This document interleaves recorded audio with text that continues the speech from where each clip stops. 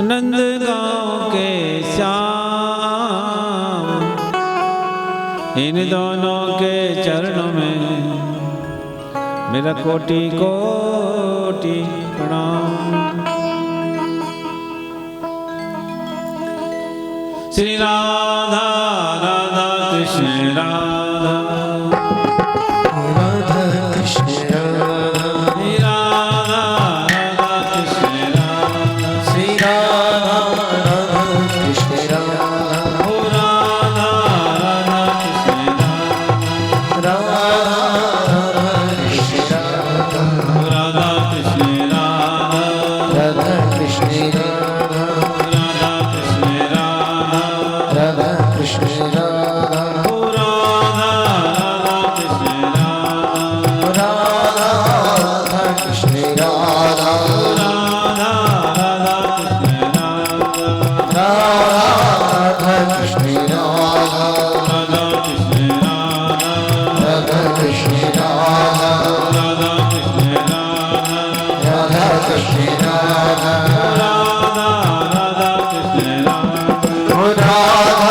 कृष्ण राधा राधा कृष्ण राधा राधा कृष्ण राधा राधा कृष्ण राधा राधा कृष्ण राधा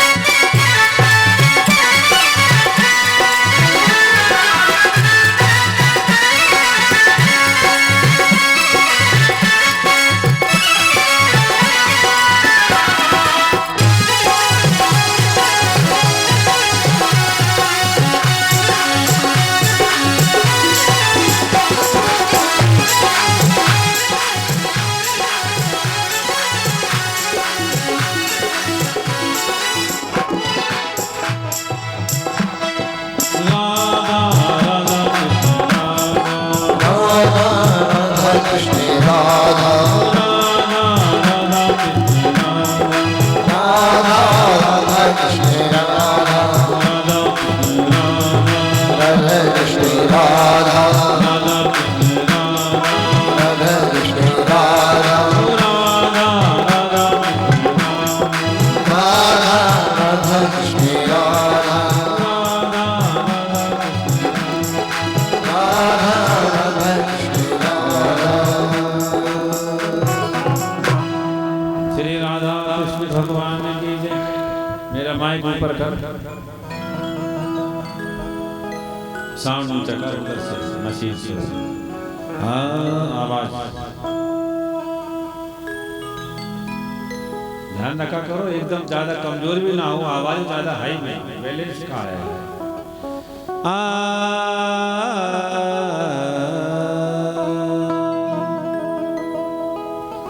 राम जी की इच्छा से, ठाकुर जी महाराज की कृपा से और श्री बगिया बारे हनुमान जी महाराज के आशीर्वाद से हम लोग, आप लोग, सब लोग ये सब कर रहे हैं। निश्चित रूप से ये उनकी कृपा है। भगवान जब अपनी विशेष कृपा करते हैं तो अपने किसी विशेष प्रेमी को भेज देते हैं और वो विशेष प्रेमी प्रभु की विशेष वार्ता के द्वारा हमारे अंदर प्रभु का विशेष प्रेम पैदा करा देता है, हमारे अंदर प्रभु की विशेष भक्ति जागृत करा देता है, हमारे अंदर प्रभु का विशेष विश्वास जागृत करा देता है। एक बार प्रभु का विश्वास जागृत हुआ, प्रभु का प्रेम जागृत हुआ, प्रभु का ज्ञान जागृत हुआ तो हमेशा के लिए दुख, झंझट और परेशानियां अलविदा हो जाती हैं।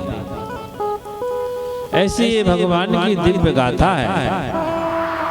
निश्चित रूप से वो बड़े भाग्यशाली हैं जो भगवान की ये दिव्य गाथा का श्रवण करते हैं।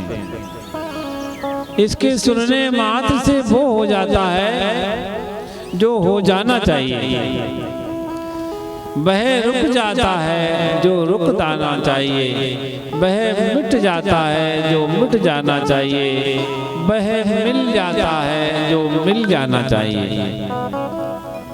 सजनों, समझने वाले समझते हैं जो प्रभु के यश को सुनते हैं और प्रभु के यश का गायन करते हैं, उनकी क्या महिमा है। जिस दिन महिमा का पता चल गया उस दिन हम समझ पाएंगे कि वास्तव में हम बहुत अच्छा काम कर रहे हैं। बिना महिमा के जाने, बिना महत्व के जाने, बिना लाभ के जाने हमारा मन नहीं लगेगा। कोई भी दवा हो, कोई भी औषधि हो, कोई भी मंत्र हो, कोई भी क्रिया हो, कोई भी पूजा हो, जब तक हमको उसके महत्व का पता नहीं लगेगा, हमको उसकी इम्पोर्टेंस की जानकारी नहीं होगी कि उसके द्वारा क्या फायदा होगा, अगर ये पता नहीं होगा तो उसमें हमारा मन नहीं लगेगा। इसलिए पहले सबसे पहला काम है कि जो हम कर रहे हैं उसका महत्व जाने, उसके बेनिफिट जाने, उसकी उपयोगिता समझें। भागवत जी भगवान की उपयोगिता क्या है, क्यों हम ये 7 दिन का इतना सब कर रहे हैं, इसको समझने के लिए आइए भगवान से ही समझा जाए। स्वयं जिन्होंने इस दुनिया को बनाया है वो है ब्रह्मा। दुनिया को जिसने बनाया है, ब्रह्मांड को जिसने बनाया है, उनका नाम है ब्रह्मा। ब्रह्मा जैसा दिमाग, ब्रह्मा जैसा माइंड शायद किसी के पास हो, जिन्होंने कहाँ से नक्शा लाए और कैसी कैसी दुनिया, कैसे कैसे लोग, कैसे कैसे जानवर, पशु पक्षी बना डाले। भगवान जाने ब्रह्मा का दिमाग कैसा इंजीनियरिंग है, कैसा है। इसीलिए तो हम लोग ब्रह्मणे नमः बोलते हैं। ऐसा कहा है जो बुद्धू आदमी हो ना, बिल्कुल ही बुद्धू, बालक हो बुद्धू, आदमी हो बुद्धू, वो सवेरे उठते से ही बोल दे 3 बार ब्रह्मणे नमः, ओम ब्रह्मणे नमः, ओम ब्रह्मणे नमः, ओम ब्रह्मणे नमः, ओम सरस्वत्यै नमः, ओम सरस्वत्यै नमः, ओम सरस्वत्यै नमः। बस सुबह उठते से ही इन मंत्रों को 10-20 बार बोल दे तो ऑटोमेटिक उसका दिमाग खुलने लगता है, ऑटोमेटिक उसकी बुद्धि जागृत होने लगती है। अब बच्चों को इतना सिखाते हैं, इतना समझाते हैं हम लोग, पर ये जरा सी बात क्यों नहीं बताते। यदि आप चाहते हैं कि बुद्धिमान बच्चा बने, टैलेंट बच्चा बने, होशियार बच्चा बने, तो कह दो भाई 2 मिनट के लिए जरा बेटा 3-4 बार बोल दिया करो, क्या फर्क पड़ता है। तो वो ब्रह्मा जिन्होंने सारी सृष्टि बनाई है, वो स्वयं नारायण से पूछते हैं, प्रभु ये बताओ ये भागवत जी की महिमा है क्या, इसको लोग क्यों सुने और इसको क्यों कहें, इसकी महिमा बताइए, फायदे बताइए।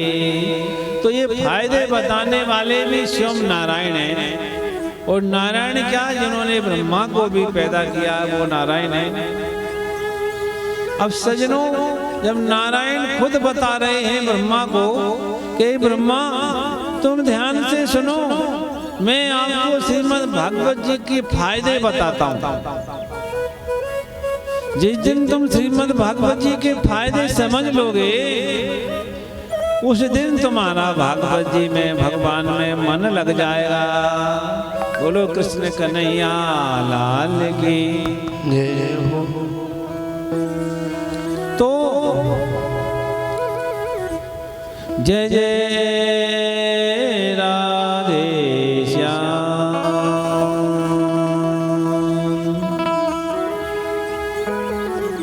सबसे पहला फायदा तो ब्राह्मण सुनो ये है, श्रीमद्भागवतम नाम पुराणम लोक विश्रुतम शुणिया श्रद्धया युक्तो मम संतोष कारणम मम संतोष कारणम मम संतोष कारणम।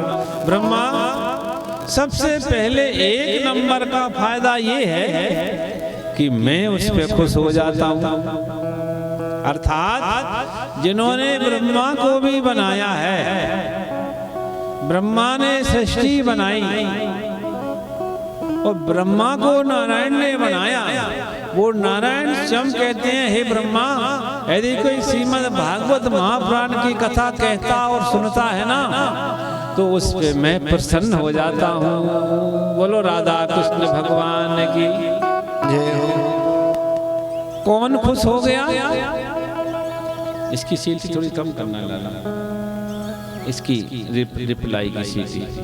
तो कौन खुश हुआ? नारायण।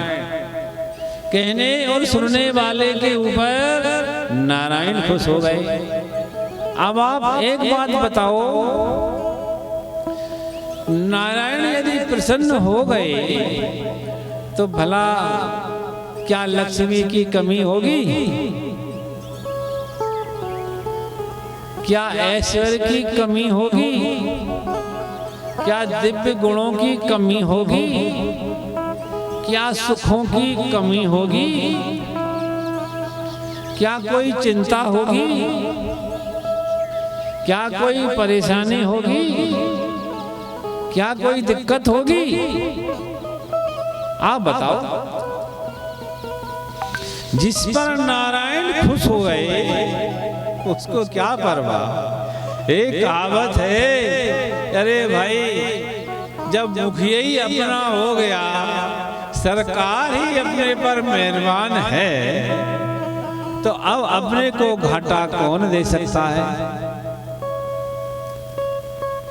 इसलिए नारायण कहते हैं, हे ब्राह्मण ध्यान से सुनिए,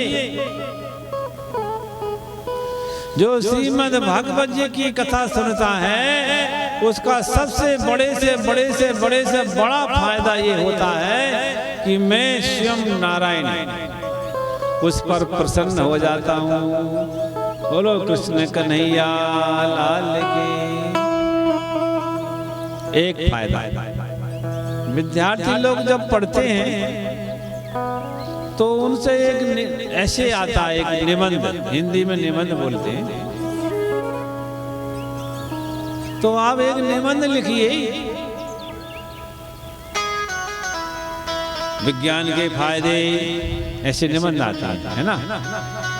कंप्यूटर के फायदे निबंध नहीं आता, खेती के फायदे, मोबाइल के फायदे, लाइट के फायदे, खेती के फायदे, आप लिखिए फायदे। तो वो विद्यार्थी पॉइंट बाई पॉइंट बना, बोले पॉइंट शीर्षक सहित बताइए, पॉइंट बाई पॉइंट।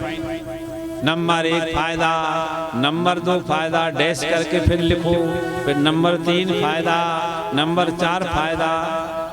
होता है कि नहीं होता है? पढ़े लिखे लोग जानते हैं।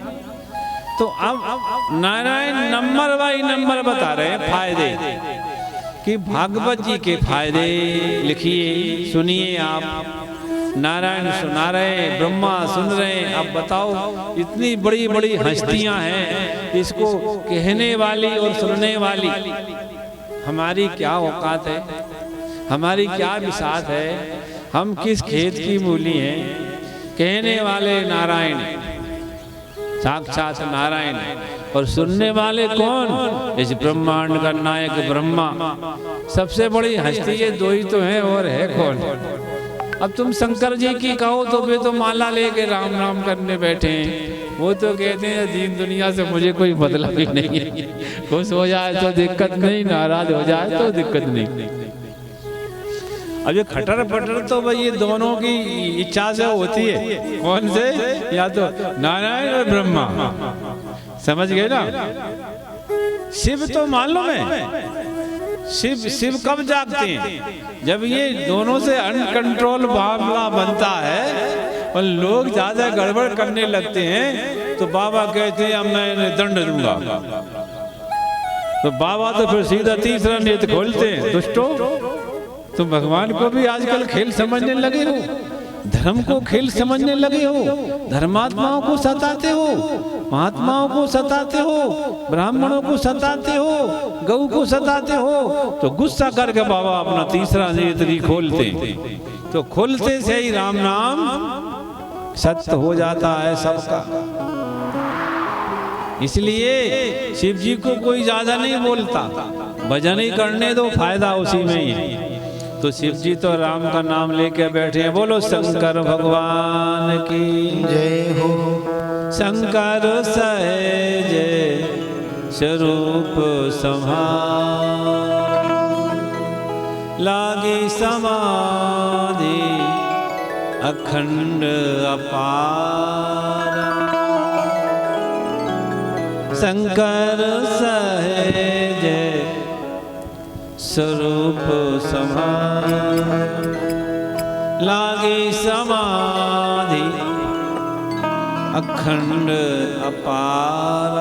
मेरे शंकर भगवान जब माला लेके बैठते हैं ना, भगवान का ध्यान लेके जब संध्या में बैठते हैं ना, तो वो हम आपकी तरह ऐसे नहीं बैठते कि थोड़ी देर बाद चाय पीना है, कि थोड़ी देर बाद कहीं जाना है। ना ना ना ना, वो तो बैठे तो लागी समाधि अखंड। अखंड का मतलब क्या होता है पता नहीं, वो तो खंडित होने वाली नहीं। अखंड। अपारा, अपारा मतलब कि आप अंदाजा भी नहीं लगा पाओगे कि ये कब तक भजन पे बैठेंगे। हमारा तो ये है कि सवेरे उठ के बैठ गए तो सब आप सबको पता है कि ये हमारे देवता भजन में बैठे हैं, बस थोड़ी देर बाद अभी चाय की समय पे ऑटोमेटिक आ जाएंगे कि भैया चाय तो पिलाओ भाई, चाय तो पिला दो भाई। तो इन्हें पता है कि कितनी देर तक बैठ सकते हैं। सही बात है ना, थोड़ी देर में चाय, अरे चाय बनाओ भाई, माला माला सब चली जाए। लेकिन हमारे बाबा यदि बैठ गए ना तो फिर उन्हें याद नहीं रहना अपारा। तो इसलिए शिव जी का तो एक ही काम है कि बाबा जी ये लो तुम्हारी माला, ये लो तुम्हारे राम, तुम तो बैठ के बढ़िया राम राम करो। बोलो शंकर भगवान की। तो सजनों, अब ब्रह्मा और नारायण, ब्रह्मा बनाते हैं, नारायण पालते हैं, संभालते हैं। जैसे कहीं रसोई में होता है, रसोई में क्या होता है, बेलने वाले अलग होते हैं और सेकने वाले अलग होते हैं। सही बात है ना, बनाने वाले। अच्छा, गैस का चूल्हा होता है ना, अब तो गैस पे होने लगा, तो गोला बना के वो बेलने वाले अलग होते हैं और उन्हें वो सेक के उतारने वाले अलग होते हैं। भाई कोई 2-4 रोटी तो बनाना नहीं कि एक ही आदमी बना ले। अब जब 100-200 लोगों का बनेगा तो उसमें बेलने वाला अलग होता है और सेक के उतारने वाला अलग होता है, क्योंकि वो सिक जाएगी, पक जाएगी तो खिलाएगा लोगों को। ऐसे ही इन दोनों ने, ब्रह्मा जी ने क्या काम कर दिया कि बनाने का काम मेरा, दुनिया बनाने का काम मेरा। अच्छा, नारायण बोले खिलाने का मेरा। बोलो नारायण भगवान की। क्योंकि उन्हें पता है बढ़िया सेक के उतार के खिलाने का काम मेरा। दोनों बांट है, बनाने का काम ब्रह्मा का, खिलाने का काम नारायण का। तो गड़बड़ हो जाए तो फिर बाबा को जगा देंगे तो देख लो भाई, मुझे जगाओगे तो मेरा काम फिर मिटाने का ही है। इसलिए बाबा को कोई जगाता नहीं है ज्यादा। तो अब बताओ, दोनों हस्तियां हैं, नारायण स्वयं सुना रहे हैं और ब्रह्मा जैसे सुन रहे हैं। नारायण कहते हैं ब्रह्मा सुनो इस श्रीमद् भागवत महापुराण की महिमा। इसका पहले नंबर का फायदा है, पहला पॉइंट इसके लाभ में सबसे पहला पॉइंट ये है कि जो इसको कहता है और जो इसको सुनता है उस पर मैं प्रसन्न हो जाता हूं। एक दूसरा पॉइंट, नित्यम भागवतम यस्तो पुराणम पठते नरा प्रत्याक्षरम भवेत् तस्य कपिलादानुजं फलम। प्रत्याक्षरम भवेत् तस्य, प्रत्याक्षरम, अगर कोई पाठ पढ़ता सुनता है तो एक एक अक्षर का फल है। एक कपला गाऊ की, कपला गैया के दान का जो महत्व होता है ना, वो एक अक्षर पढ़ने का माध्यम है। अब सुनो, देखो, प्रत्याक्षरम भवेत् तस्य, प्रत्याक्षरम भवेत् तस्य कपिलादानुजं फलम। कपिला गाय, एक तो कपिला गाय देवताओं की गाय है, सबसे श्रेष्ठ गाय है, मिलती नहीं। और कपिला गाय देने का, पुण्य करने का, कपिला गाय का जो पुण्य करने का धर्म होता है वो भागवत जी का एक अक्षर सुनने का होता है। बोलो भागवत भगवान की। एक अक्षर कौन सा? कि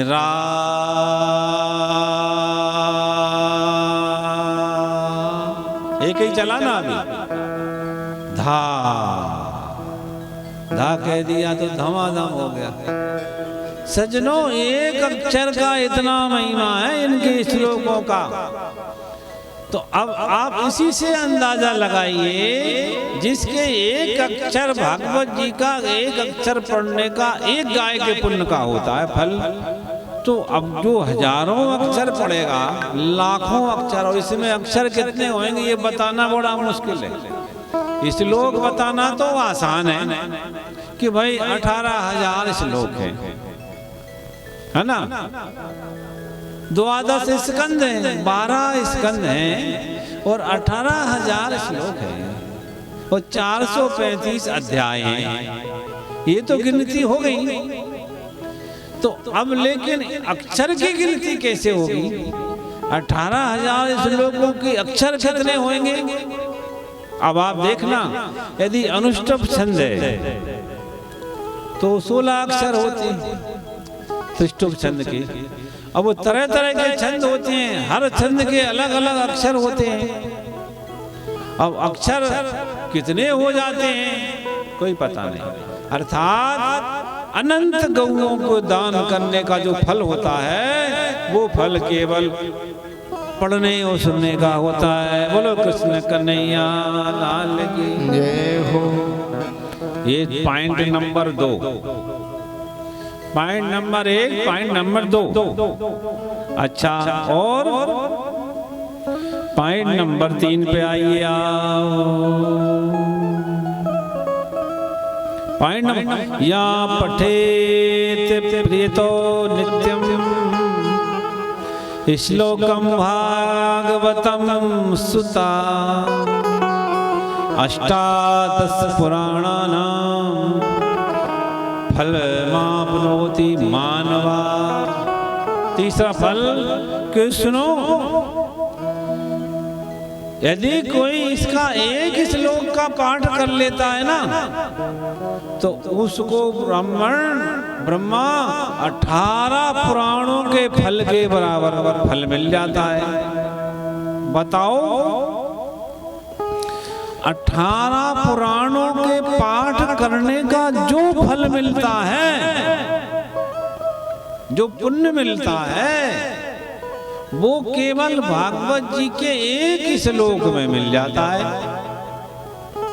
अब आप तीसरा नंबर सुना, ये भी बड़ा खतरनाक है। अब पॉइंट बाई पॉइंट चलिए। चौथा फायदा, अब पॉइंट तुम गिनते जाना और नारायण अब लाभ बता रहे हैं। बेनिफिट ऑफ भागवत जी, है ना, लाभ। क्यों जी? बेनिफिट ऑफ भागवत जी नारायण बता रहे हैं। अब चौथे नंबर का सुनो। चौथा नंबर सुनाते हैं, नित्यम मम कथा यत्र तत्र तिष्ठन्ति वैष्णवा कलिबाय नरास्तेवे ये अर्चन्ति सदा मम।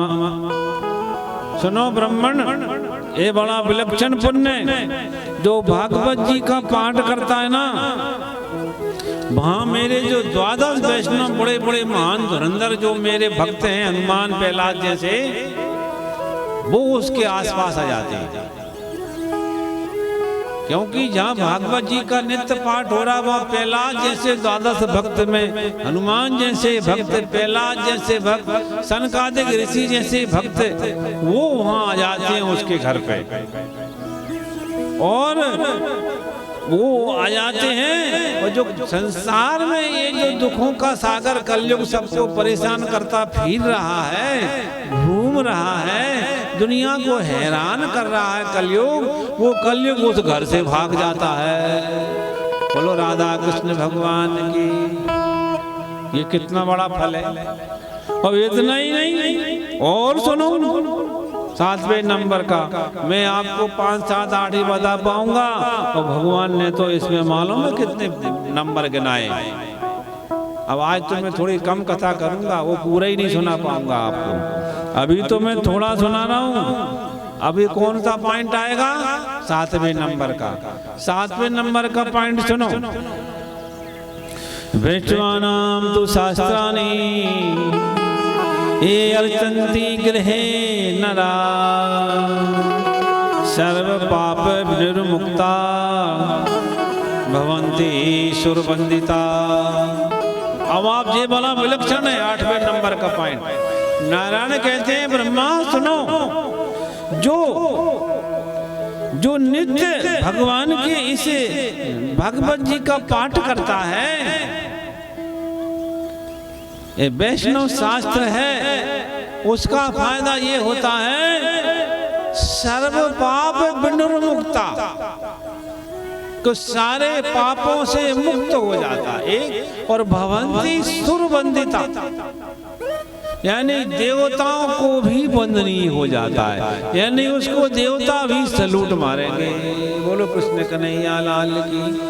अब ये कितना विलक्षण बात है कि आप तो पहली बात तो आपके सारे के सारे पाप खत्म हुए, एक नंबर।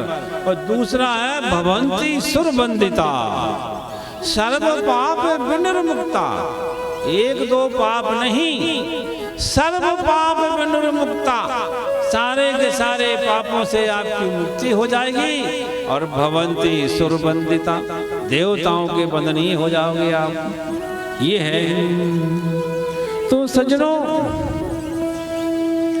बहुत और कई उन्होंने कहा है, यावादिनानि हे पुत्र शास्त्रम भागवतम गृहे तावत् पिबन्ति पितरा क्षीरम सर्प मधुदकम। देखो मेरे नारायण कहते हैं ब्राह्मण। और दूसरा पॉइंट देखो, जब तक ये उस घर में वैष्णव शास्त्र का भागवत पुराण का पाठ करता है ना कोई, तो उसके जो पूर्वज है ना, उसके जो पितृलोक है ना, पितृलोक दूध घी दही और मीठा मधु मिला के रोज पीते हैं। पितृलोक में पितर जो है ना, पितृलोक वाले, उनको मालूम क्या मिलता है? पाठ यहाँ बेटा कर रहा है, पाठ बेटा कर रहा है, और दूध में बढ़िया शहद मिला हुआ है, मधु मिला हुआ है, दूध दही घी और मीठा जल। ये किनको मिलता है? किनको? पितरों को। अब बताओ, तो ऐसी महिमा कि क्या बताएं। श्लोकार्धम श्लोक पादम वरम भागवतम गृहे सत्सोसहस्रवे कि मन्ये शास्त्र संग्रहे। हे ब्राह्मण, मैं आपसे सच कहता हूँ, दुनिया भर के हजारों करोड़ों मंत्रों के चक्कर में काहे को पढ़ते हो? 10-20 इसी के श्लोक रोज पढ़ लिया करो। इस जैसे कोई मंत्र नहीं है और कभी भी आपको किसी प्रकार का इससे बड़ा कोई फायदा नहीं होगा। बोलो राधा कृष्ण भगवान की जय हो। अब मैं यदि एक एक नंबर पूरा सुनाऊं ना तो पूरी संध्या हो जाएगी, इसलिए मैं पूरा नहीं सुना पाऊंगा। इतना 8-10 पॉइंट बता के और डैश डैश डैश लगा के कोष्टक बंद करो। बोलो राधा कृष्ण भगवान की जय हो। क्यों 8 पॉइंट दे दिए, 10 पॉइंट, अब डैश डैश डैश करके कोष्टक बंद। अर्थात इतना महत्तम है भगवती का। जय जय अमर कथा, ये है अमर कथा। हो जय जय अमर कथा, ये है अमर कथा। जय जय अमर कथा, ये है अमर कथा।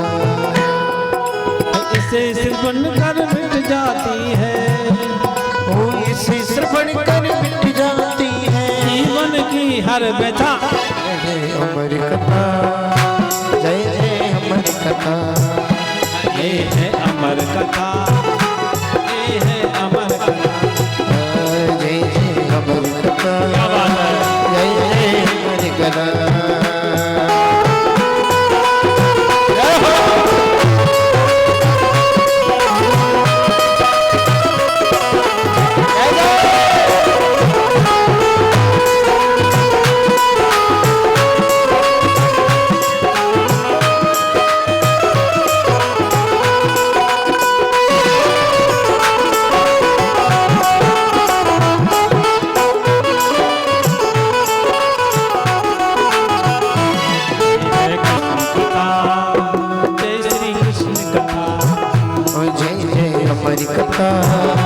जय श्री कृष्ण कथा।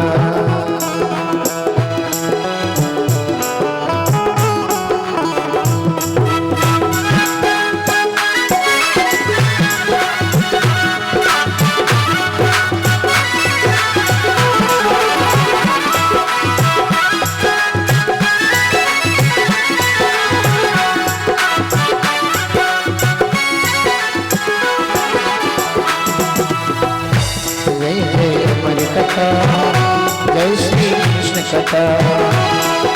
राम नाम के आलसी भुज के सियार। क्या बात है? राम नाम के आलसी भुज के सियार। तुलसी ऐसे जीव को भगवान दिखा।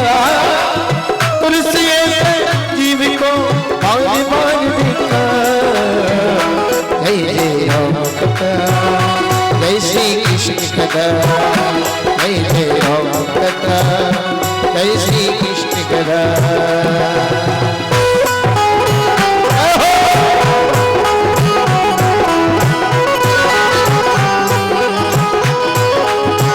और क्या कहा कवि ने?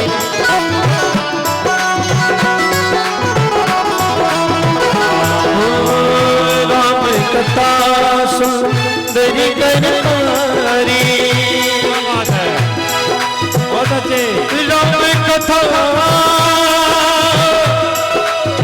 सुंदरी करतारी। संशय उड़ा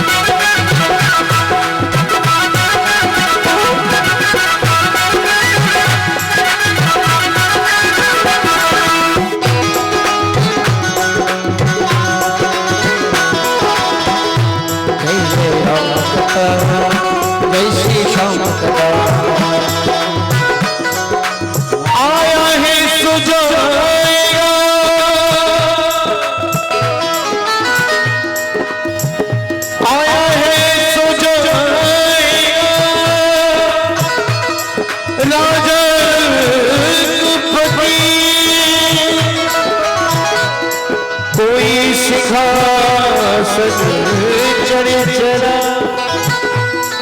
कोई महाराज जय जय राम कथा जय श्री श्याम कथा जय जय राम कथा जय श्री श्याम कथा जय जय राम कथा जय श्री श्याम कथा। कृष्ण कन्हैया लाल की। यम प्रवचंत मन पे तम पेत कृत्यम दोपायनो ब्रयकाचर्यः पुत्रेति तन्मयतया तरतो विनेदु तम सर्वभूत हृदयं मुनिमानतोऽस्मि। बोलो सुखदेव जी महाराज की जय हो। जब ये बात आई कि सर्व पाप विनिर्मुक्ता, तो महाराज एक आध इतिहास में कोई उदाहरण भी है क्या कि जो सारे के सारे पापों से मुक्त हुआ हो, बड़े से बड़ा वीआईपी कोटे का पापी हो और उसके सारे के सारे पाप खत्म हुए हो, और देवताओं का भी भवंती सुरबंदी था और देवताओं का भी बंदनीय बना हो? क्या इतिहास में कोई ऐसा है उदाहरण? प्रश्न तो बढ़िया है, बहुत बढ़िया प्रश्न है। अब आप उदाहरण भी तो बताओ। तो उदाहरण के लिए मेरे बाबा जी सुनाते हैं, सुनो। मैं आपको एक इतिहास सुनाता हूँ। भारतवर्ष में तुंगभद्रा नदी के तट पर एक ब्राह्मण देव रहते हैं, आत्मदेव उनका नाम था। बड़े अच्छे पंडित ब्राह्मण थे, कोई कमी नहीं थी उनकी पंडिताई में, ब्राह्मण में। पर वो चक्कर क्या हो गया कि जो उनका पार्टनर था ना, उसके चुनाव करने में गड़बड़ कर दी उन्होंने। बोलो कृष्ण कन्हैया लाल की। देखो मैं आपसे निवेदन करूंगा, बच्चा हो या बच्ची हो, लेकिन जब आप एक से दो होते हैं ना, तो अपना जब पार्टनर बनाते हो, अपना जीवन साथी बनाते हो, आप अपना देवता या देवी का जब चयन करते हो, तो मेरा आप सबसे निवेदन है इसमें बहुत सावधानी करना। इतनी सावधानी करना इसमें कि बाल से भी बारीक। क्यों? यदि कहीं निर्णय गलत हो गया ना, तो समझ लेना बनी बनाई जय जय राधे श्याम हो जाएगी, और कहीं निर्णय बढ़िया हो गया तो बिगड़ी भी बन जाएगी। दो ही बातें हैं। तो पंडित जी इस मामले में होशियार तो थे, विद्वान तो थे, पर वो एक मामले में चूक गए। बोलो राधा कृष्ण भगवान की। अब वो क्या चूके कि आत्मदेव जी ने धुंधली को पास कर दिया कि ये बढ़िया है। उनका जो पार्टनर था, उनकी जो घरवाली थी, वो उन्होंने धुंधली को पास कर दिया। बस अब जब धुंधली आ गई घर में, तो वो धुंधकारी करेगी, तो धुंधली तो धुंधली होएगी, उजली होगी। तो सजनों, वो धुंधली ने ऐसी माया फैलाई कि पंडित जी को लेने के देने पड़ गए। अब वो काफी समय हुआ, अब कोई संतान नहीं होती है।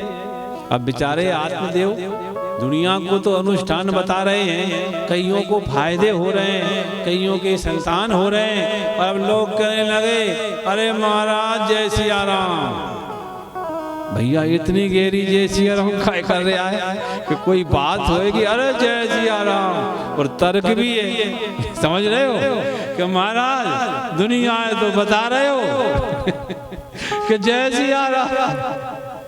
अरे खुद भी तो अपनी बढ़ाओ संतति, खुद भी तो अपना घर में कुछ रोशनी करो। पंडित जी को बड़ा बुरा लगा, अरे ये तो बड़ा ओलमा है, ये तो ओलमा है, क्या करूं, ये गहरी जैसी आराम होने लगी अब तो। गहरी जैसी आराम हो गई ना। पंडित जी ने उपाय तो किए, पर चक्कर क्या है कि जो पार्टनर है ना, वो आधा उसका हाथ होता है उसमें, अब वो नियम तोड़ दे। क्या करोगे आप? अब दोनों को साथ में बैठना पड़ेगा। कोई भी अनुष्ठान करेंगे, जाप करेंगे, कुछ भी करेंगे, तो दोनों देवी देवता जब बैठेंगे और दोनों नियम लेंगे और दोनों नियम का पालन करेंगे, तब ना फायदा होगा। अब ये बेचारे आत्मदेव तो पालन करें, लेकिन वो धुंधली गड़बड़ कर दी।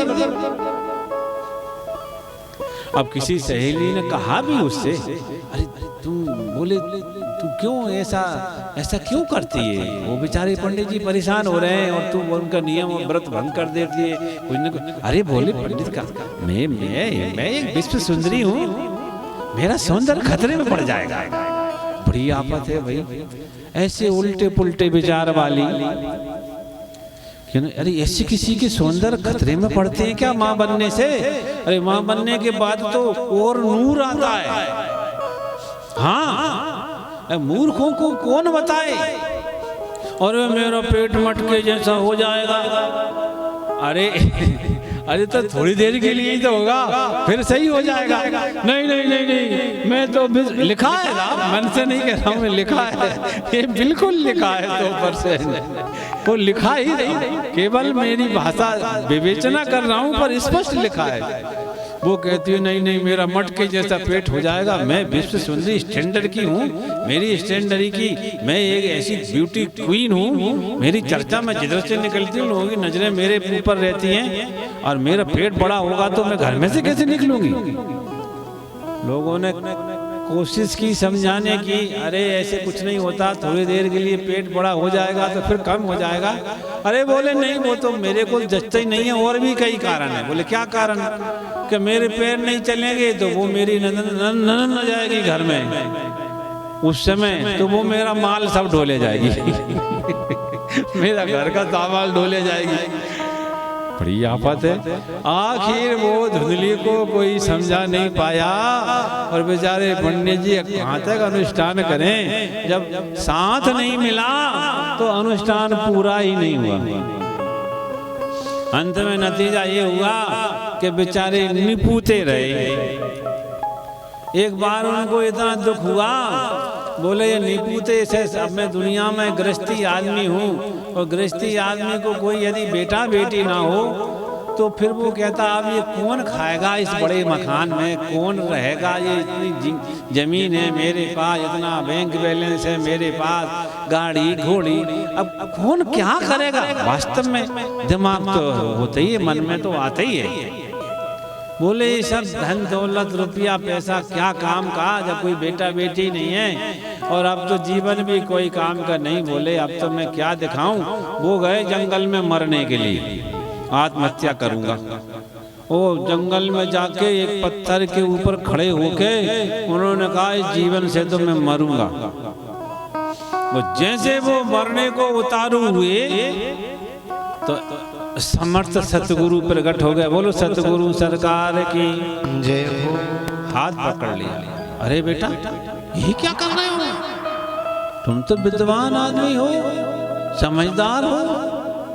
बेटा ने जैसे ही देखा तो बेटा समझ गया कि ऊंची रकम है, ये ऊंची हस्ती है।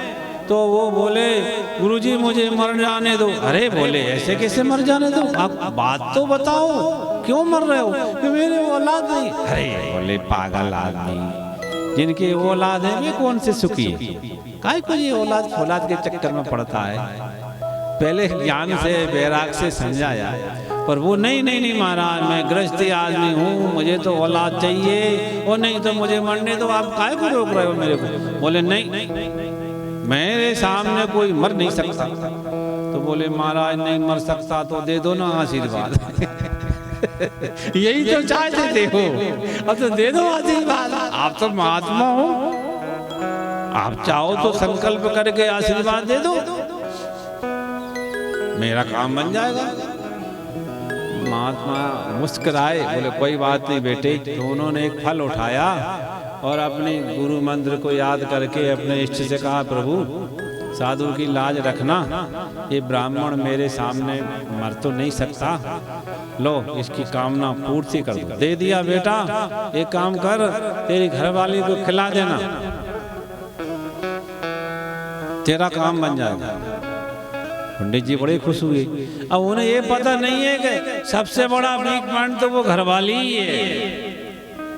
अब वो फल लेके घर पे आए और जैसे उन्होंने कहा घरवाली से, धुंधली, अरे धुंधली, अब तू धुंधली नहीं, अब तू उजली हो गई। बोले क्या? कि हाँ, अब धुंधली तेरा नाम खत्म हो गया, अब धुंधली नहीं, अब तू उजली हो गई। बोले ऐसा क्या हो गया?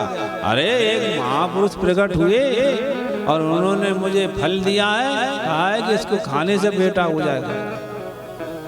अच्छा, तो उसके सामने खुशी व्यक्त की, धुंधली ने ले लिया, हाँ मैं खाऊंगी, जरूर खाऊं, और अभी नहीं, नहा के खाऊंगी, जब महात्मा ने दिया है तो पूजन करके। बोले हाँ हाँ, नहा के पूजन करके खाना। बलगला दिया। अब वो पंडित जी उधर गए, उधर उसका दिमाग चल गया, वही ये तो उपद्रा है ये तो उपद्रा है। पर उसने वो फल किसको खिला दिया? गाय को। बोलो राधा कृष्ण भगवान की जय। और गाय को खिला के अब झूठ मूठ नाटक शुरू कर दिया कि मेरे तो बच्चा आ गया, 1 महीना का हो गया, 2 महीने का हो गया, और कपड़े अपड़े बांध लिए, भगवान जाने क्या किया होगा। पर वो बाबा जी को बेचारे बड़ा मूर्ख बनाया साहब। श्रीमद् भागवत जी की कथा कहती हैं, अब समय कब तक टालोगे आप? समय तो आएगा ही, एक दिन तो 2 4 ही होंगे, कितना ही 3-5 करोड़, बात नहीं बनेगी। समय नजदीक आता है, अब वो दिमाग लगाती है कि इस समय का अब कैसे समाधान करूं। दिमाग लगा लिया, सेटिंग कर ली कि मेरी बहन है ना, उसके यहाँ भी कुछ होने वाला है, तो वो गरीब है, मैं अमीर हुई, मेरे पास पैसे ही क्या करूँगी, उसे कुछ दे दा दूंगी कि ले, वो उसका मंगा लूंगी, क्यों क्या दिक्कत है? और फिर कह दूंगी कि मेरे को दूध निकल नहीं रहा, तो मेरी बहन को हुआ है, वो दूध पिला देगी, तो दूध भी वही पिला देगी और मेरा बेटा भी हो जाएगा, कुछ 2-4 गिड्डियां सरका दूंगी। और बोले कृष्ण कन्हैया लाल की जय। सेटिंग कर ली साहब उसने। पैसे वालों के दिमाग बड़े विचित्र चलते हैं, कहाँ कैसी सेटिंग कर लें भाई, सही बात है ना। अब आप ये बताओ, अभी अभी समाचार में आया है कि कितने करोड़ रुपया पकड़ा गया है, तो बिना सेटिंग के इतने करोड़ रुपया, इतने तो देखे नहीं, इतने में तो कितने भारत में पहुंच जाएगा, कितने 300 करोड़ से भी ऊंचे।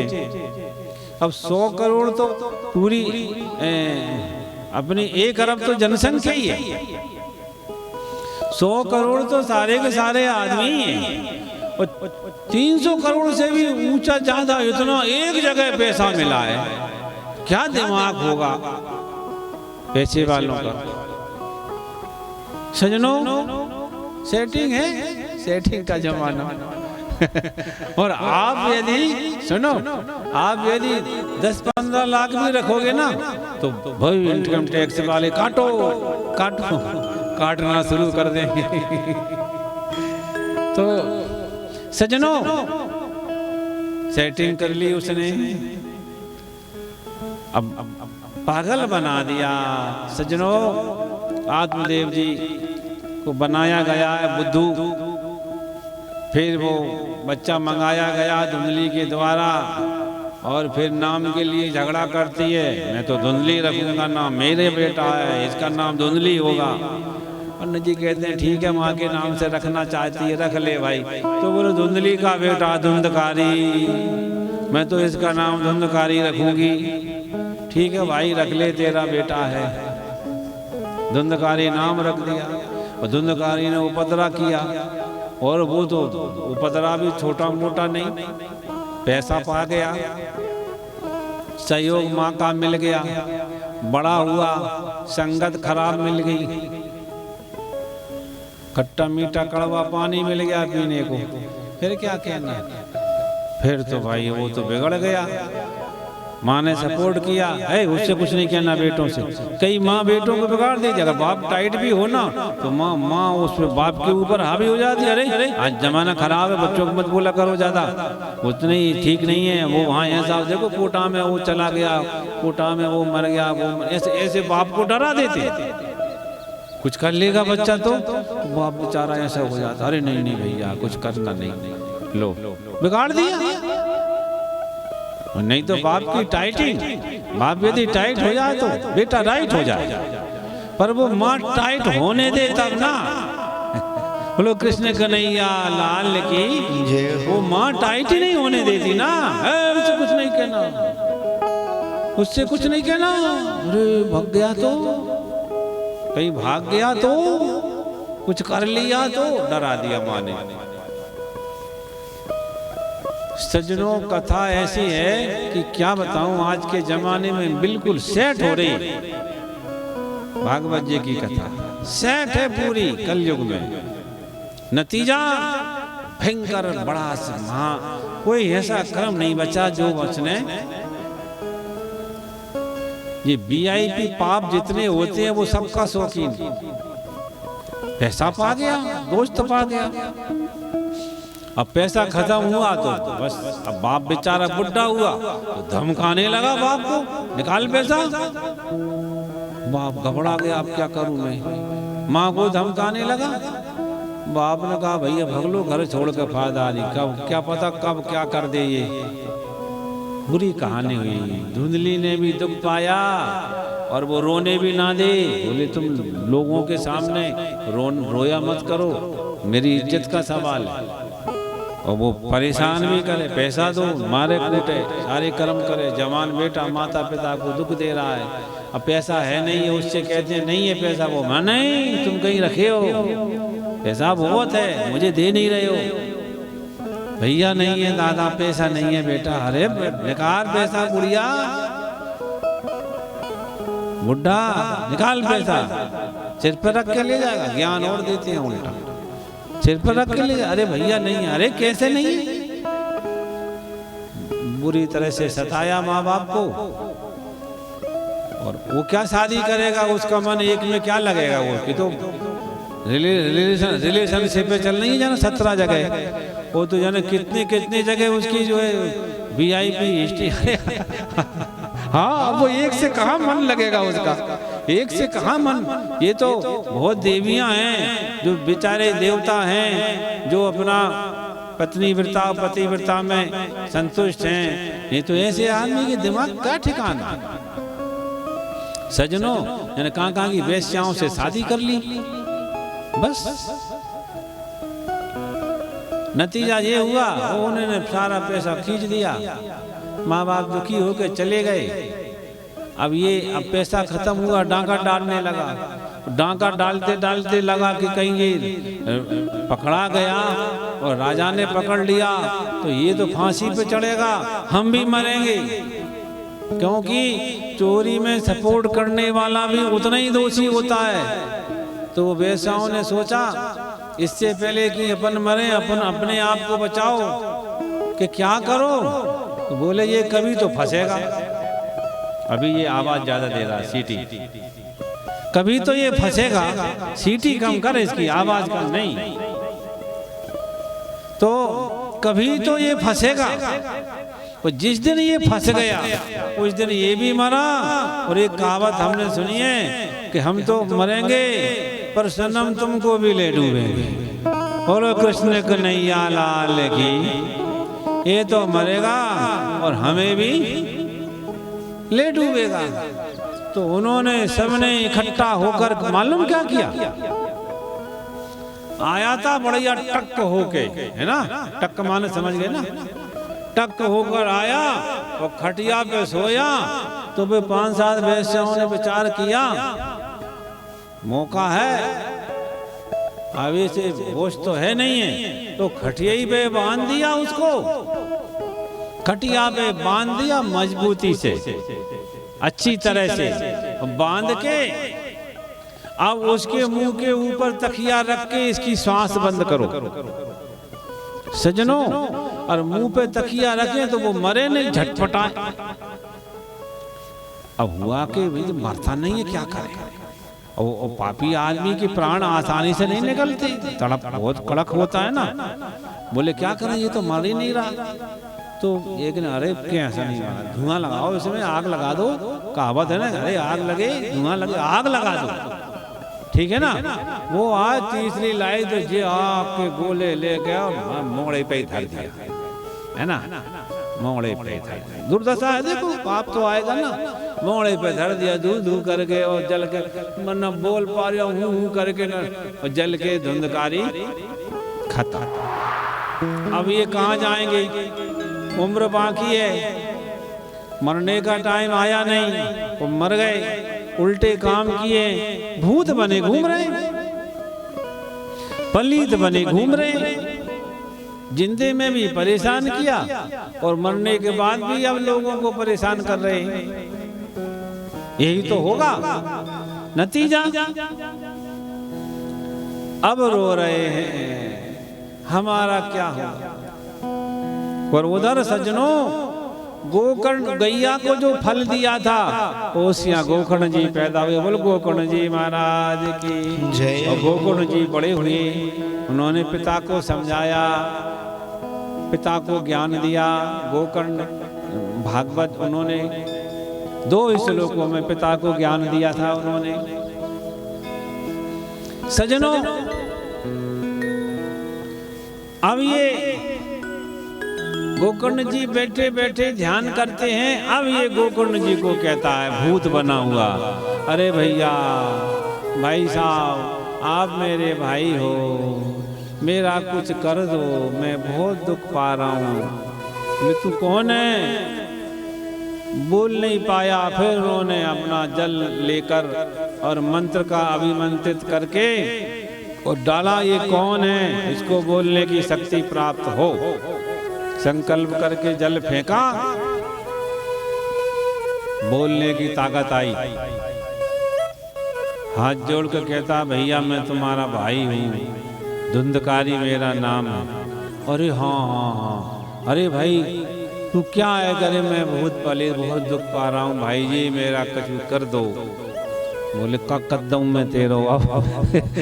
बोलो राधा कृष्ण भगवान की जय। राधा कृष्ण भगवान की। अरे कछु कर दो। यहाँ के लोग कहते ना, कछु कर दो, का कदम, हमें का कदम, तेरा का कदम है, कछु कर दो। संत है, दया आई, फिर रोज आवे, कछु तो कर दो मेरा, कुछ पाठ जाप करो, मेरी सदगति कराओ। अब पाठ जाप करें तो लगे ही नहीं उसको, तो बड़ा वीआईपी कोटे का पापी है। फिर आया वो, भाई साहब मेरे को कुछ नहीं मिला। बोले मैंने तेरे को गया में जाके दिया पिंड पाठ करके। बोले चाहे तुम गया चले जाओ, चाहे ब्रह्म कपाली चले जाओ, कहीं चले जाओ, भाई साहब मैं बहुत वीआईपी पापी हूँ, मेरे को कुछ नहीं मिलता, अब क्या करूं, अब मेरा क्या होगा। बोले भाई साहब आप अपने वचन को पूरा करो, आप मेरे को कुछ भी करो, पर मेरे को इस योनि से पिंड छुड़ा दो। अब गोकर्ण जी कहते हैं मैंने गीता पाठ कर दिए, मंत्र कर दिए, तर्पण कर दिए और जो कर्म कांड सब कर दिए, इसको मिलता ही नहीं है, अब मैं करूं क्या इसके लिए। अब वो आए रोने लगे, भाई साहब भाई साहब। अब बड़े भाई के दिल में तकलीफ हो ही जाती है, भले ही मेरा भाई है, दुख पा रहा है, करूं क्या मैं। एक दिन गोकर्ण जी सुबह सुबह सूर्य भगवान के सामने त्राटक कर रहे थे, गायत्री मंत्र का जाप करते करते उन्होंने सूर्य भगवान के सामने संकल्प रख दिया, प्रभु रुको जरा, मेरे प्रश्न का उत्तर दे के जाओ। सूर्य भगवान ने कहा, गोकर्ण जी तुम्हारा क्या प्रश्न है। बोले प्रभु मैं एक बहुत समस्या में फंसा हूं। सूर्य नारायण कहते हैं तुम्हारी क्या समस्या है गोकर्ण जी, तुम तो महापुरुष हो।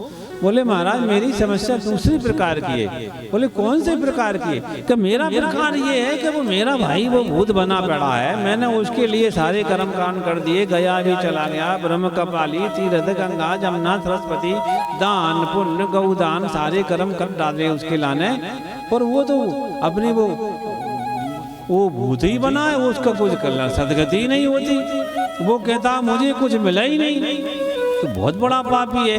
प्रभु आप ये बताओ उसकी सदगति कैसे होगी? कोई एकाध अनुष्ठान है क्या कि उसको करने से उसकी सदगति हो जाएगी? जब ये पूछा तो स्वयं साक्षात सूर्य नारायण ने बताया गोकर्ण जी को। बोलो सूर्य नारायण भगवान की जय हो। सजनों, किसी को कोई रास्ता ना मिले तो बड़ा सुंदर उपाय है। आप सबसे निवेदन है, सुबह नहा धो के तांबे के पात्र में जल लेकर कुछ लाल फूल या लाल चंदन या लाल कोई कुमकुम जल में डाल के आहा और सुंदर सूर्य भगवान को अर्पण करो। अब मंत्र नहीं जानो तो इतना ही मंत्र बहुत है। सूर्य नारायणाय नमः, ओम सूर्य नारायणाय नमः, ऐसे करके जल छोड़ दो। अपना प्रश्न करके प्रभु मुझे रास्ता बताओ, मैं क्या करूं? तो सूर्य नारायण इतने जल्दी रास्ता बताते हैं क्योंकि भगवान विष्णु के अवतार हैं साक्षात वो, फट रास्ता बता देते हैं। अब कहाँ कैसे बताएं वो जाने, पर आप करके देखो। सुबह नहा धो के उठो, बढ़िया तांबे के पात्र में जल भर के उस जल में आप लाल कुमकुम डाल के, लाल फूल डाल के, एक आध बेल पत्र डाल दो या कोई लाल फूल डाल दो।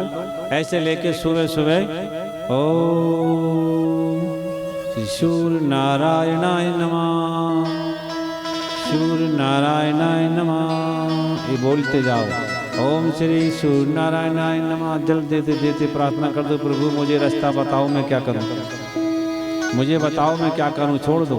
सबकी रास्ता बताने वाले हैं। क्यों? कि सूर्य नारायण को सब गतियों का पता है। पूरी दुनिया में, पूरे ब्रह्मांड में सब जगह घूमते सूर्य नारायण, नहीं घूमते? उन्हें सब पता है कौन किस लोक में है। उस लोक में भी सूर्य नारायण रहते हैं, धरती में भी रहते हैं, स्वर्ग में भी रहते हैं, पाताल में भी रहते हैं, वैकुंठ में भी सूर्योदय नहीं है। तो उन्हें सबका पता है कि कहाँ क्या है, कौन कहाँ कैसे जाता है, किसका फल क्या होता है, कौन से कर्म का फल क्या होता है, उनको सब पता है। सबकी गति जानते हैं सूर्य नारायण। तो जैसे ही तुमने जल चढ़ा के हाथ जोड़ के प्रार्थना की, प्लीज गिव मी वे, बस अंग्रेजी में बोलो चाहे हिंदी में, वो सब भाषाएं जानते हैं। क्यों? कृपया मुझे रास्ता दो, कृपया कृपया मुझे रास्ता दो, मैं क्या करूं? फट्टा उधर से प्रेरणा मिलेगी। सूर्य नारायण ने बोला गोकर्ण जी, मैंने पूरे ब्रह्मांड में घूम के सबकी गतियां देखी, सब कर्मों का फल मुझे याद है। ये VIP कोटे का पापी है, इसे छोटे मोटे पुण्य से काम नहीं चलेगा। इसके लिए तो आपको श्रीमद् भागवत महापुराण ही करवाना पड़ेगी। बोलो सूर्य नारायण भगवान की जय। जय जय राधे श्याम। विशाल भाई साहब आए हुए हैं पौरी से, पत्रकार साहब हैं हमारे पौरी वाले पंडित जी विशाल शर्मा। कृष्ण कन्हैया लाल की जय हो। सज्जनों, भगवान सूर्य ने बता दिया, सिर्फ भागवत जी एक ऐसी हैं, जिद्दी दागों को धोने के लिए सामान साबुन से काम नहीं चलता। कोई कोई दाग जिद्दी होते हैं, माताएं बहनें कपड़े धोते समय जानती हैं। सामान दाग तो निकल जाता है, हल्का दाग हो तो पानी से ही निकल जाता है, और कोई ज्यादा हो तो वो साबुन से निकल जाता। लेकिन कहीं कहीं का ऐसा जिद्दी दाग होता है, वो साबुन से भी नहीं निकलता। तो उसे कैसे निकालते हो आप? निकाल तो लेते हो, पर वो तरीका है आपके पास, है ना? आप जानते हुए कैसे निकलेगा? पानी से निकलेगा नहीं, साबुन से निकलेगा नहीं। पर ये बात सही है, कैसा ही दाग लगाओ कपड़े में, एक चीज है उसको लगा दो तो दाग हवा हो जाएगा। वो हम अभी क्यों बताएं, बाद में बता देंगे। बोलो कृष्ण कन्हैया लाल की जय हो। फिर कभी बता देंगे, आज तो पहला ही दिन है, अभी तो 6 दिन और हैं।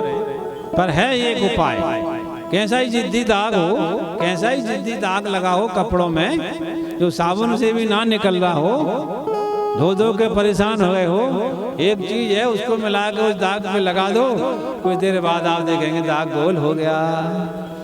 ऐसा ही ये है महान से महान जिद्दी पाप। ये जिद्दी पाप है, ये सामान्य अनुष्ठान से दूर नहीं होगा, इसे भागवत जी दूर करेगी। बोलो भागवत भगवान की जय हो। तो फिर गोकुल जी ने समझते हुए भागवत जी को विधिवत लिया, और फिर ये बांस का टुकड़ा दिख रहा है ना आपको, ये गोकुल, इसको धुंधकारी को बांधा इस पे, ये धुंधकारी बंधा इसमें। धुंधकारी मतलब जो इधर उधर की जो आत्मा, इधर उधर की जो हैरान परेशान आत्मा है, उसको इसमें बांध दिया गया है। ये बांस है, ये धुंधकारी बना हुआ है। अब वो धुंधकारी तो गया स्वर्गलोक। अब आप कहोगे महाराज वो उस धुंधकारी को तो गोकर्ण जी ने मुक्त कर दिया, अब ये कौन सा धुंधकारी आ गया? प्रश्न बनता कि नहीं बनता? क्यों? अब आप हाँ भी नहीं बोल रहे, इतने कंजूस हो। बोलो कृष्ण कन्हैया लाल जय हो। क्या ये प्रश्न नहीं है? वो धुंधकारी तो गोकुल जी ने भागवत सुना के मुक्त कर दिया, अब ये धुंधकारी दोबारा यहाँ कैसे आ गया? तो ये वो धुंधकारी नहीं है, ये यहाँ ऐसे कई धुंधकारी हैं। कृष्ण कन्हैया लाल की जय उल्टा पुल्टा करके मरे हैं, टाइम आया नहीं है, बिना टाइम के मर गए। तो भागवत जी की महिमा एक ऐसी है, जिस जगह होती है वो ऐसे जो मरे खुरे जो बेचारे हैरान परेशान घूम रहे हैं, तो उनको यहाँ मंत्रों के द्वारा आ जाओ, यहाँ पर मौका है, एक मौका और है तुम्हें, भागवत जी में आके इधर शांति से बैठना, गड़बड़ नहीं करना। लेकिन कहीं के भूत प्रेत गड़बड़ करते हैं तो उन्हें मंत्रों से बांध देते हैं आंटी उठा के, और बोले ये बैठ तो पाएगा नहीं। जब जिंदा नहीं बैठ पा रहा है तो भूत कैसे बैठेगा? तो उसको बैठाने के लिए बोले ये बार बार भगेगा, कहीं मोबाइल आएंगे इसके, कहीं कुछ खटर पटर होगी, कहीं ये होगा कहीं वो होगा, उठ उठ के भगेगा? नहीं भगेगा। अभी देखना आपको मैं कहीं बताऊंगा, उठ उठ के भगेंगे। तो बोले पंडित जी बोले महाराज ये धुंधकारी को यहाँ बिठाना बड़ा मुश्किल है, इसका चित्त इतना चंचल है, ये 7 दिन कैसे सुनेगा?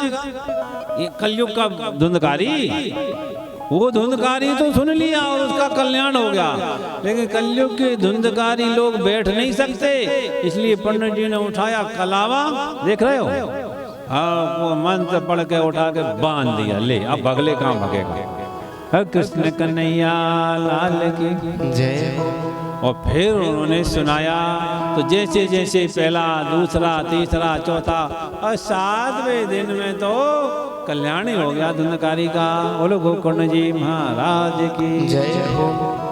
तो सजनों ये महिमा है, ये उदाहरण सुनाया है कि सर्व पाप विनिर्मुक्ता भवन्ते सुरबंदिता, भवन्ते सुरबंदिता।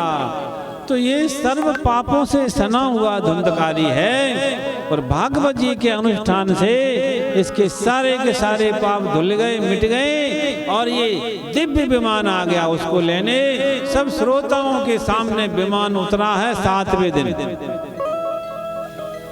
पूर्णाहुति के समय विमान उतरा है, और सबके सामने धुंधकारी विमान में बैठ के जाने लगा। तो वो गोकर्ण जी कह रहे अरे भैया मेरे श्रोताओं को बता के चला जा रहा है तो कुछ इन्हें समझा जा। ये कह रहे हैं महाराज इसको विमान आ गया, हमको क्यों नहीं आया? ये श्रोता कहते हैं इसे विमान आ गया, हमें क्यों नहीं आया? तो धुंधकारी से कहा भैया तू ही उत्तर दे जा। तो धुंधकारी सब श्रोताओं से कहता अरे मूर्खो, तुम श्रोता जरूर बन गए पर तुम सोते ही हो। श्रोता नाम है तुम्हारा भागवत जी का, पर तुम सोता हो। और कोई सरहोता है, कोई सोता है, कोई सरहोता है, कोई श्रोता है। सरहोता मतलब समझते हो? वो कुट कुट बात काटता रहता है। अरे ये महाराज जी ऐसा होता है क्या? वो बैठे बैठे सुपारी लेके कैंची से वो फट काट देता है, सुपाड़ी को, है ना।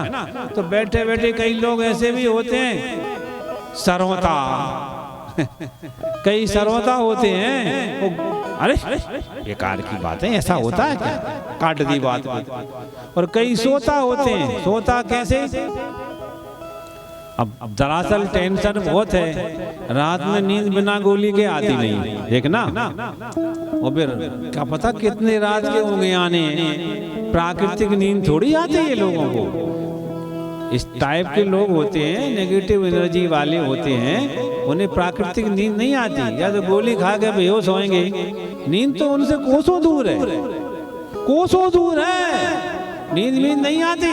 परंतु जैसे ही भागवत जी में जब वो आते हैं ना, तो उनके पाप कहते हैं अगर कहीं इसने सुन लिया तो हमारा क्या हुआ। तो वे पाप क्या करते हैं, सारे के सारे चढ़ाई करके और नींद बन के उसको आ जाते हैं। और जैसे कथा में आके बैठा, वैसे भले रात में सारी रात टाइम देखते देखते सुबह हो जाएगा, नींद नहीं आएगी। और जो कथा में आके बैठा कि 5-7 मिनट हुए नहीं तो घुरकी मारना शुरू हो, वो कुर्सी पर बैठे ही बैठे। बोलो कृष्ण कन्हैया लाल की जय हो। वो धुंधकारी कहता है भैया तुम में से कई तो सोता हो, सोता, तुम्हें रात में नींद नहीं आती, दुनिया भर के टेंशन पाल रखे हैं। अब कथा में शांति मिलती है, कथा से पाप दूर होते हैं, तो कथा में जाते ही नींद आती है, जाते ही नींद जोड़ाई आवे, जाते ही। तो तुम श्रोता नहीं हो, तुम सोता हो। कोई कोई बोले हम नहीं सोते हैं, तो बोले तुम सोते तो नहीं हो पर तुम सरवता हो। सरवता मतलब कि जो भागवत जी में बातें निकल रही हैं उन्हें बैठे बैठे काट रहे हो। बोले श्रोता तो कोई दिखता ही नहीं। मैं श्रोता था, मैं श्रोता था, मुझे पता था मैं कितना दुख भोग रहा था। और मैंने एक एक दिन क्या, मैं ऐसे इंतजार करता था कि आज व्यास जी क्या सुनाएंगे, कल क्या सुनाएंगे, टकटकी लगाए। मैंने तो खाने पीने की शुद्ध का मेरे पास था ही नहीं खाने पीने को, तो क्या खाता। तो ऐसे मैंने सुनी है वो कथा, तो मेरे लिए ये रथ ये आ गया विमान लेने।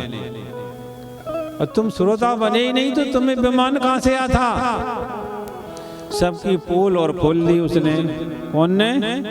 धुंधकारी ने। श्रोता कहते हैं हाँ क्या तो सही रहा भाई। बोले अगर तुम मेरी तरह श्रोता होते ना तो तुमको भी विमान आ जाता। देखो और उसने अपना बनाया कि देवता भी मेरे को नमस्कार कर रहे हैं। वो कहाँ मैं पापी धुंधकारी। और आज मेरी कहानी ये है कि सर्व पाप विनिर्मुक्ता और भवन्ते सुरवंदिता। मेरे सारे पाप दूर हो गए और देवता भी मेरे को नमस्कार कर रहे हैं। बोलो भागवत भगवान की। तो ये इतिहास का उदाहरण आपको सुनाया है भागवत जी की महिमा में। तो मैं समझता हूँ अपन लोग धुंधकारी बराबर तो है ही नहीं है, थोड़े बहुत छोटे मोटे हैं। तो थोड़ी सी मेहनत कर ली जाए, यदि 7 दिन तपस्या कर ली जाए, सुन लिया जाए तो सब धुलाई। जरा सा ऋण, क्यों जरा सा ऋण पाउडर लगेगा आपका, लेकिन सब सफाई हो जाएगी। उदाहरण समझ में आया ना? जरा सा ऋण लगेगा और सफेदी की चमकाहट हो जाएगी। यानी थोड़ी सी आपको दिक्कत लगेगी, क्योंकि भाई अब 3-4 घंटे हो जाते हैं। वो 3 घंटे कहाँ से, वो तो आपका कहने का नाम होता है 3 घंटे, पर वो 4 ही घंटे हो जाते हैं। 4-4 घंटे एक जगह बैठना बड़ा दिक्कत होता है। और कई भूत प्रेत ऐसे हैं फोन करके उठवा ले जाते हैं। कृष्ण कन्हैया लाल की। इसलिए भगवान से प्रार्थना करो कि हमें बचा के रखना। इतना सुंदर आयोजन है, हम इसको ध्यान से सुनेंगे तो निश्चित रूप से हमारा भी भाग जगेगा। जो महात्म में जो जो सुना है हमको भी वही फायदा हो। इन्हीं सब बातों के साथ आज महात्म की कथा में विराम देता हूँ। और अभी थोड़ा सा कीर्तन करेंगे, फिर आरती के बाद कल से ठीक कथा का टाइम रहेगा क्या, 1 से कितना, क्यों 1 से 5 ठीक है ना, 1 से 4 घंटे हो रहे हैं, कोई बात नहीं, 4 घंटे चला लेंगे कल 1 से 5। पर याद रखना 1.5 ही रोटी खाना, 2 नहीं। रोटी 1.5 खाओगे तो सुन पाओगे, 2 खाओगे तो नहीं सुन पाओगे। 2 रोटी में तो गई भैंस पानी में। इसलिए सजनों आप ध्यान से सुने, कल से जो है आप जो है 1 से 4 ठीक टाइम पर आएंगे। और एक बात ध्यान रखो, ये लाइव चल रहा है चैनल, क्या चैनल का नाम भूल गया लगा, बॉम्बे स्टूडियो शिवपुरी। कोई ऑनलाइन करके दबाएगा तो ये चैनल खुल जाएगा। कौन सा, सब पे खुल जाएगा, फेसबुक पे भी खुल जाएगा और टीवी पे भी खुल जाएगा। बॉम्बे स्टूडियो शिवपुरी पर ये कार्यक्रम लाइव चल रहा है। जिसे देखना हो, जहाँ भी देखना हो, देश में विदेश में सब जगह देख सकता है। पर अभी उठना नहीं, थोड़ा 2-5 मिनट और। बोलो कृष्ण कन्हैया लाल जय हो। ठहरो, अभी बढ़िया एक भगवान के नाम का कीर्तन होगा।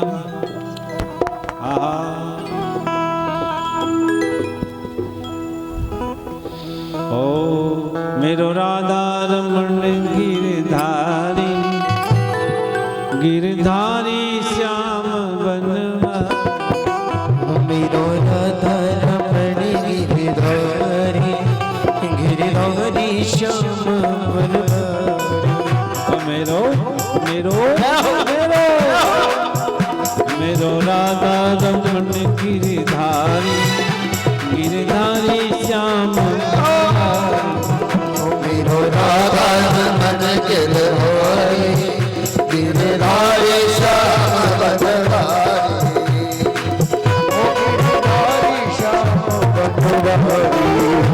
गिरधारी श्याम बनवारी। मेरो राधा रमण गिरधारी, गिरधारी श्याम बनवारी, मेरो राधा रमण गिरधारी, गिरधारी श्याम बनवारी।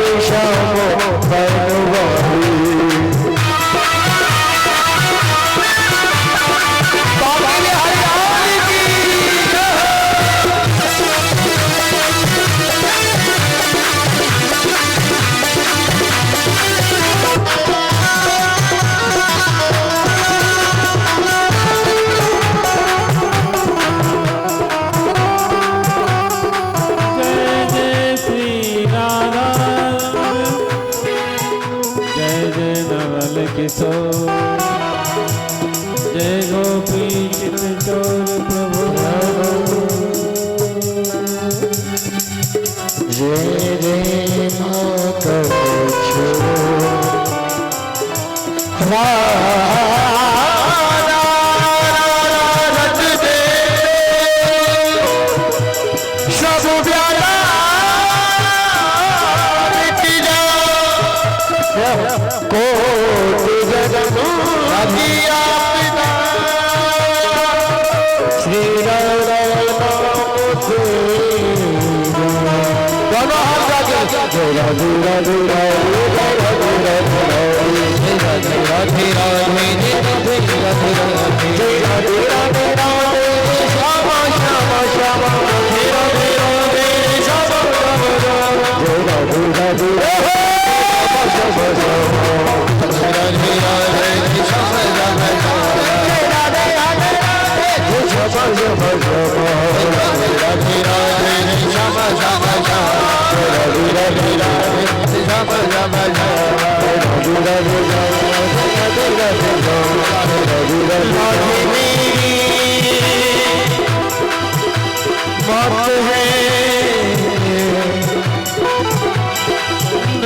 मेरी मौत है पिता मेरे घर इन दोनों चरणों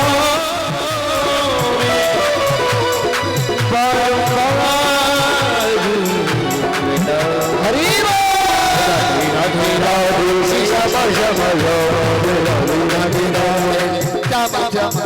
जय जय राधा रमन गिरधारी श्याम राधा रमन गिरधारी श्याम राधा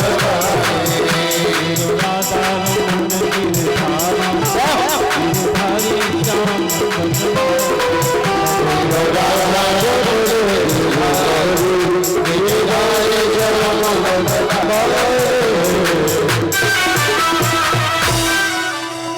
राधा रमन भगवान की जय हो। मांगे बिहारी लाल की राधा वल्लभ सरकार की जय हो। राधा मोहन सरकार की जय हो। राधा श्याम सुंदर भगवान की राधा श्याम सुंदर भगवान की राधा दामोदर भगवान की मांगे बिहारी लाल की गिरिराज धरन की मथुराधीश भगवान की बरसाने वाली की क्या बरसाने वाली की बरसाने वाली की ये तो नाम है ही नहीं किसी का बरसाने वाली की कोई नाम है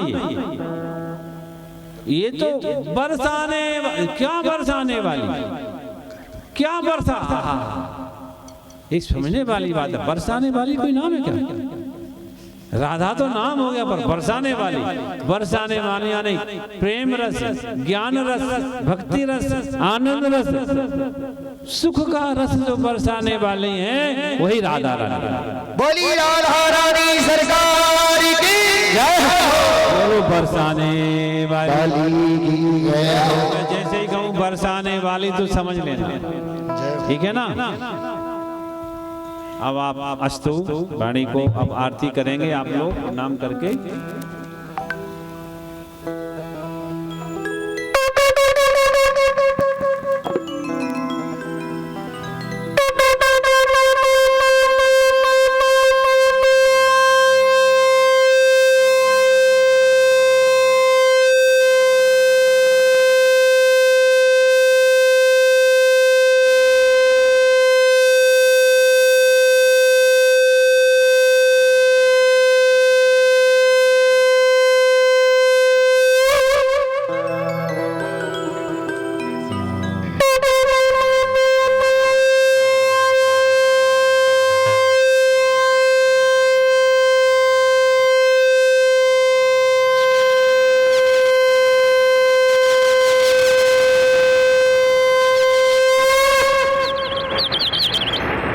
शंख ध्वनि जहाँ जहाँ भी जितनी दूर तक जाएगी ना वहाँ के सारे धुंधकारी का भला हो जाएगा। बोलो कृष्ण कन्हैया लाल की। सभी लोग खड़े हो जावे अपने अपने स्थान पर और बड़े भाव से बड़े प्रेम से भगवान की आरती। हरि ओम चंद्रमा मनसो जातसो सूर्यो अजायतः श्रोत्राद्वाइश प्राणशुनशात् जायतः शाम सुधरे तेरी आह देती गा शाम सुधरे तेरी आह देती गा आह देती गा आपको मनाओ आह देती गा प्यारे आपको मनाओ आह देती गा प्यारे आपको मनाओ आपको जाओ करो आपको यशोदा की ललकी हरि की श्री राम बिहारी हरि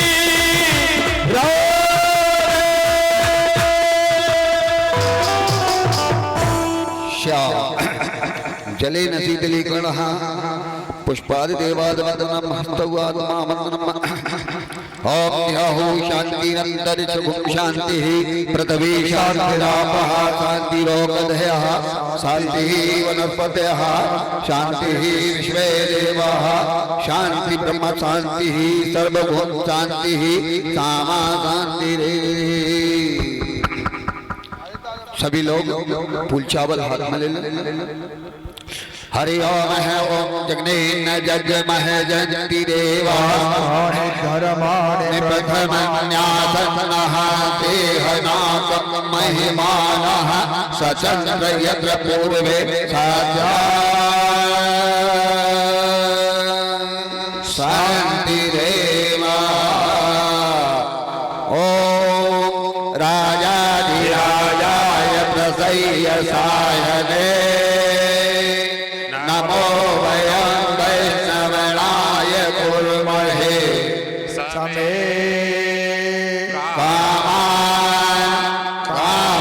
कामाय मह्यं कामे स्वरो वैष्णवनो दधातु कुबेराय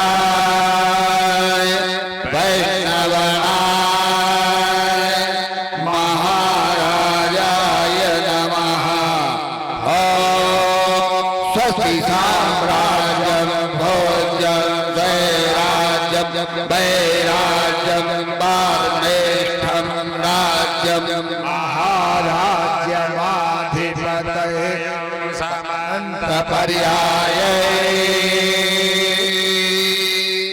स्यात् सार्वभौमः सर्वायुभयान्ताधाराधा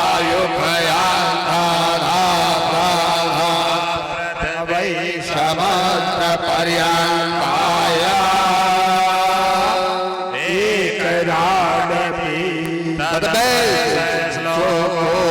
गीतो मरुतः परिवेष्टारो मरुतश्यावसंग्रहे आविक्षितस्य विश्वे देवा सभासदः विश्वत चतुर्थ विश्वतो मुखो विश्वतो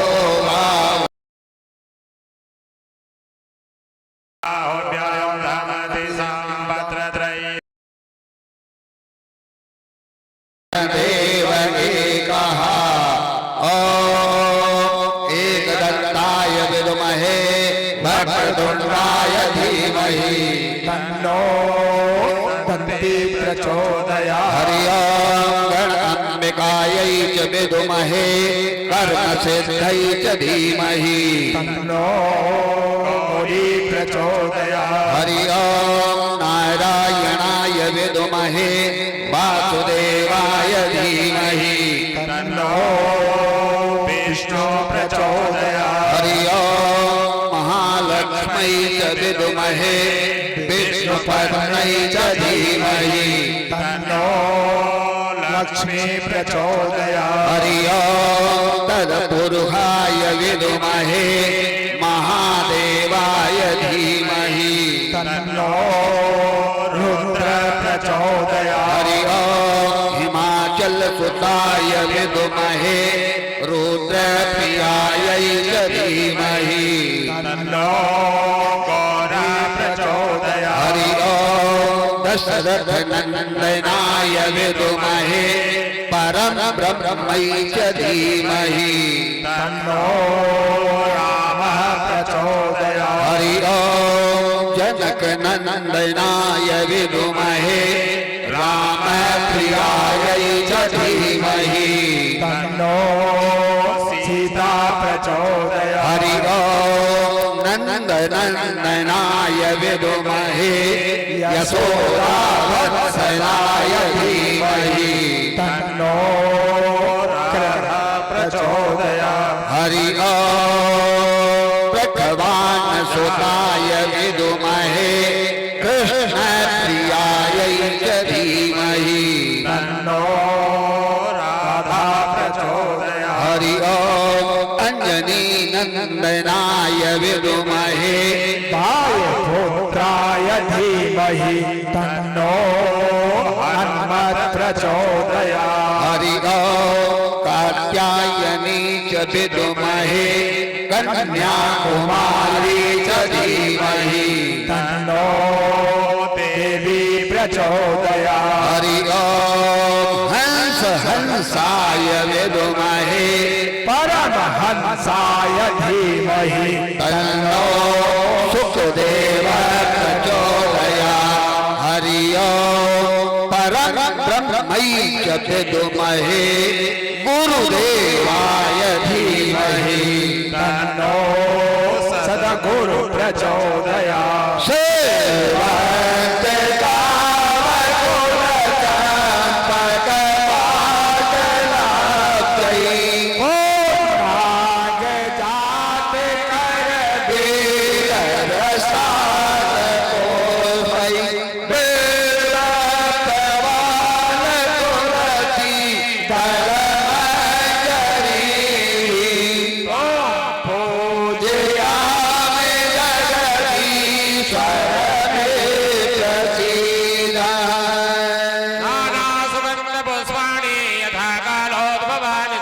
पुष्पांजलि